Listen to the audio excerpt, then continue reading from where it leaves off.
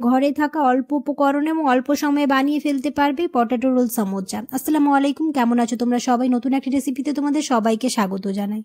এই potato roll samosa বিকেল নাস্তার জন্য একদম পারফেক্ট। দেখে নাও তাহলে আজকে রেসিপি। ভিডিও শুরু করার আগে একটা রিকোয়েস্ট, চ্যানেলটিকে যদি সাবস্ক্রাইব না করে থাকো তাহলে সাবস্ক্রাইব করে দিও, পাশে থাকা বেল আইকনটাকে প্রেস করতে একদম ভুলো না। আর যদি ফেসবুক থেকে দেখো তাহলে অবশ্যই পেজটাকে ফলো করে দিও। চলো তাহলে ভিডিওটা এবার শুরু করা যাক। এটা যেমন দেখতে লোভনীয়, খেতে হয় অসাধারণ। চলো তাহলে এবার ভিডিওটা শুরু করি।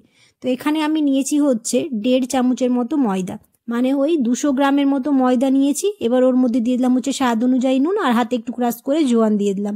তারপর দিয়ে দিলাম হচ্ছে সাদা তেল, দিয়ে খুব ভালো করে মেখে নেব। ওই তেল দেওয়ার পরে ব্যাটারটা খুব ভালো করে মেখে নিলে এখানে ক্রিস্পিনেসটা খুব ভালো হবে।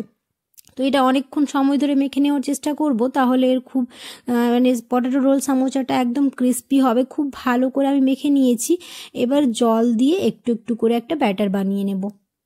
এই পটেটো রোল সামোচা বিকেলে বা সন্ধ্যেবেলা চায়ের সাথে একদম দুর্দান্ত লাগে। যারা এখনও ট্রাই করে দেখোনি অবশ্যই ট্রাই করতে পারো, খুব ভালো লাগবে খেতে আর একদম ক্রিস্পি হয়। তো এখানে খুব ভালো করে একটা ডো বানিয়ে নিয়েছি একটু একটু করে জল দিয়ে।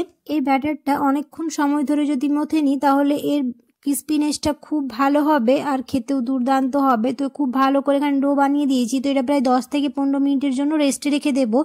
ততক্ষণ এবার আলুর পুরটা বানিয়ে নিই। তো এখানে দুটো আলু বয়েল করে নিয়েছি। আলুটাকে এরকম করে গ্রেট করে নেব, এমনিও করতে পারো তোমরা চাইলে। আলুটা খুব ভালোভাবে গ্রেট করে নিয়েছি। এবার এর মধ্যে দিয়ে দিলাম হচ্ছে 2 চা চামচ কর্নফ্লাওয়ার।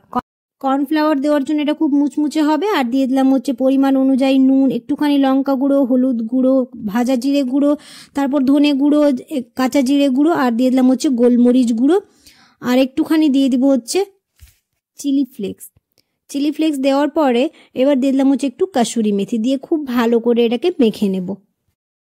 এটা বানাতে তেমন কোনো সময় লাগে না, খুব তাড়াতাড়ি হয়ে যায়। আর বিকেল বা সন্ধেবেলায় তো এমনিতে তেলে ভাজা খেতে ইচ্ছে হয়, তো এরকম সামোচা বানিয়ে নিলে একদম দুর্দান্ত লাগবে। তো এটা প্রায় রেস্টে রাখার পরে খুব এটা নরম হয়ে গেছে, দেখতেই পাচ্ছ। এবার এটাকে লেচি কেটে নেব, দিয়ে এবার এটাকে বেলে নেব। খুব বড় করে বেলে নেওয়ার চেষ্টা করব, তাহলে খুব ভালো হবে। তারপর এর মাঝে একটা এরকম বাটি বা যে কোনো একটা এরকম সাইজের রেখে দেব। আর তারপর আলুর পুরটা দিয়ে দেব। আলুর পুরটা খুব পাতলাভাবে দেওয়ার চেষ্টা করব, বেশি ঘনভাবে দেব না, তাহলে ভালো হবে না ব্যাটারটা। তো একদম পাতলা করে আমি দেওয়ার চেষ্টা করেছি। এবার মাঝে এরকম বাটিটা তুলে নেব। তারপর এখানে 15 থেকে 16 পিস করে কেটে নেব, তাহলে হয়ে যাবে আমাদের রেডি মিনি রোল সামোচা। এরকম করে কেটে নেওয়ার পর এরকম করে এবার শেপ দিয়ে দেব। এরকম একটা করে নিয়ে শেপ দিয়ে দেব। আর এটা মোড়ার সময় একটু জল দিয়ে দেব, তাহলে খুব ভালোভাবে শেপটা হয়ে যাবে। আশা করছি আমার আজকের রেসিপি তোমাদের বুঝতে কোনো অসুবিধে হয়নি আর খুব ভালো লেগেছে। কেমন লেগেছে তোমরা অবশ্যই কমেন্টে জানিও আমাকে।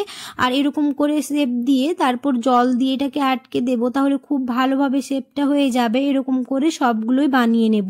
ওইদিকে কড়াই বসিয়ে দিয়েছি, তেল গরম হয়ে আসলে এবার এক এক করে ভেজে নেব। আর এখানে তোমরা তোমাদের পছন্দ অনুযায়ী কালার করে তোমরা ভাজতে পারবে।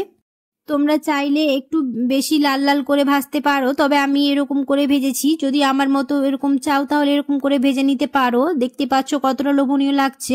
আশা করছি আমার আজকের রেসিপি তোমাদের ভালো লেগেছে। যদি ভালো লেগে থাকে তাহলে অবশ্যই একটা লাইক করে দিও, কমেন্টে জানাতে ভুলো না কেমন হয়েছে। দেখা হবে খুব শিগগিরই পরের একটি নতুন রেসিপিতে। সবাই খুব ভালো থাকবে, সুস্থ থাকবে, সাবধানে থাকবে।